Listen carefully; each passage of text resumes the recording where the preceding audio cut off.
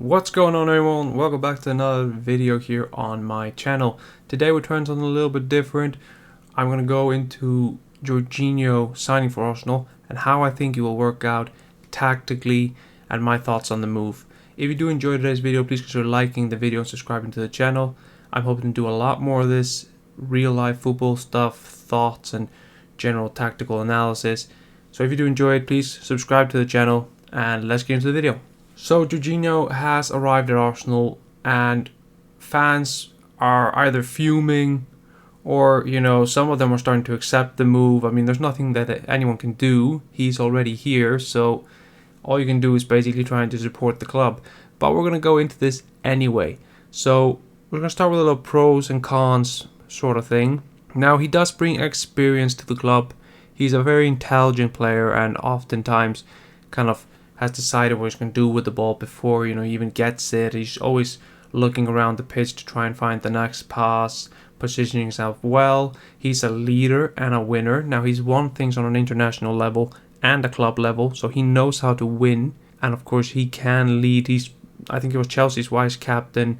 He's almost always picked by his coaches in a big role and into the team that he is at, so he's going to bring a lot of good qualities to Arsenal. Now, what are his cons? The biggest con that I can possibly see is he is so slow, and I've seen a lot of people talk about this, and no wonder, because there's a video online where the referee outruns and outpaces Jorginho. So I can understand why people are worried by the slowness, but how can Arsenal actually just negate his weaknesses?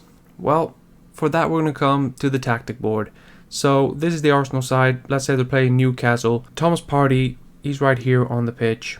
Now, let's say he has the ball. Usually he is the one who sits back while Xhaka and Odegaard press up and try and become like five up top with Nketiah, Saka and Martinelli. With Saka and Martinelli dragging out wide, Partey can pick out a pass to them, or he can pick out a pass to these guys. But he's usually oftentimes much alone here because he's the anchor man. White sometimes comes in and helps in midfield. Sometimes he comes outside. Same with Zinchenko on the other side. But Partey is the sole anchor man most of the time. Now, what happened, in previous seasons when Granit Xhaka had this role, he was often left alone.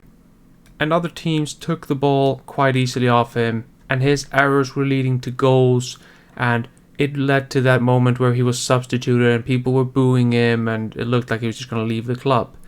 Now, that's because Granit Xhaka is really, really slow. Thomas Partey is a really fast midfielder, as we could see in the Man United game. He caught up with Anthony. There was no problem there. So he is a slow midfielder. He's very slow on the turn.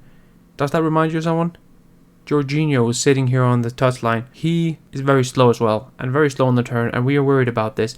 Now, how can Granit Xhaka's experience help Jorginho? If we just take Partey out and put Jorginho in instead. When Arsenal have the ball, they have slowly been evolving into this sort of Pep Guardiola, Arteta-ish football from what they used to do. So what they used to do when Emery was at the helm and whatever, they used to isolate Granit Xhaka way too much. Now, Zinchenko and White drop in, so Jorginho is never really alone when he has the ball. So let's say Arsenal are on the attack. Now, he always has passing options. He can pass to White, he can pass to Zinchenko, he can pass it to Xhaka or Odegaard, or Nketiah can move about and get the ball. There's always options.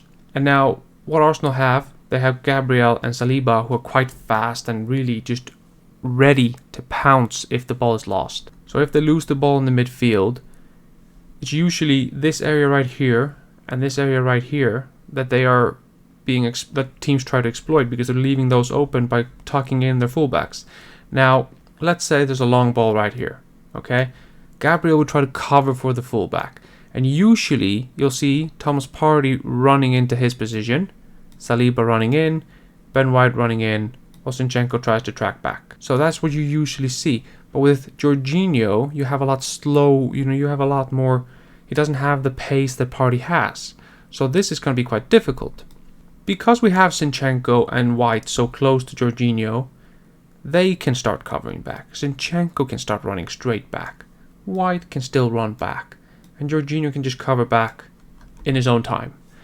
So I'm expecting Arsenal to try and just, every time they lose the ball, it will be discussed that Jorginho isn't the fastest. They know that. They're not going to try and hide that fact. But they're going to try and not put him into those positions where it's needed, that he's going to need to track back. Because he has a great passing range. He can find players out wide, players through the middle, whatever. It's no problem. He's really good at that. But his slowness is a problem. But it's only a problem if you make it a problem. And Arsenal are probably not going to do that. Now, Zinchenko and White will cover him in midfield. That's something Granit Xhaka did not have in his time. And if he had that, if he had Arteta sooner in his career, I think he would not have had the hate and the abuse that he had to take from Arsenal fans and other fans. Do I think Jorginho is going to be good enough in 3 years? No, I don't think so. I think it's good for 6 months. He can cover the Europa League and sometimes, give Partey a little bit of a rest in the league when we need it. But he is not the player that we need for the future. And that is why Arsenal only gave him 18 months as a contract. Now that is a real positive, because the 18-month contract means Arsenal are learning from past mistakes. They're learning from Willian, who they gave a 3-year contract to. He didn't work out. If Jorginho works out well, they may try and give him a 1-year contract extension or something like that. He can help Arsenal pursue the title and be a good option, a backup option to Partey. I'm not expecting him to break into the team or anything, but he can be a decent backup option to Thomas Partey when needed for those 6 months. Then, for the final year of his contract, Arsenal can either just run that down and have him as a Mobile squad option. Maybe they'll sell him on in the summer and try and recoup some of the fee. We don't know. But at least they have that option. They can keep him for 1 more year. They can just sell him. They can extend it. We don't know what they're going to do. But, when at the end of this contract, he's going to be 32 or 33. So, honestly, I don't think they're going to extend it that much. But it could prove to be quite smart. He's another voice in the dressing room. So, for a very young squad, he is another clog that will just help, and expand that leadership group of Granit Xhaka and Ødegaard and, Gabriel Jesus and Zinchenko. He'll just be another voice in the dressing room, which is really good to have. And only time will tell if this is going to be a good move for Arsenal or not, or if it's going to be good for Jorginho, or if nobody's going to win except for Chelsea. All Arsenal fans can do is stay positive, back the team, trust the process, trust what Arteta has been doing, trust what Edu has been doing, and just trust the fact that they know what they're doing and that the process is real, because the progress this team has made from a couple of years ago to this point is insane, and we cannot forget that. So that's going to do it for the video, guys. I hope you enjoyed it. If you did, please smash that like button, smash that subscribe button. I will see you next time. Goodbye.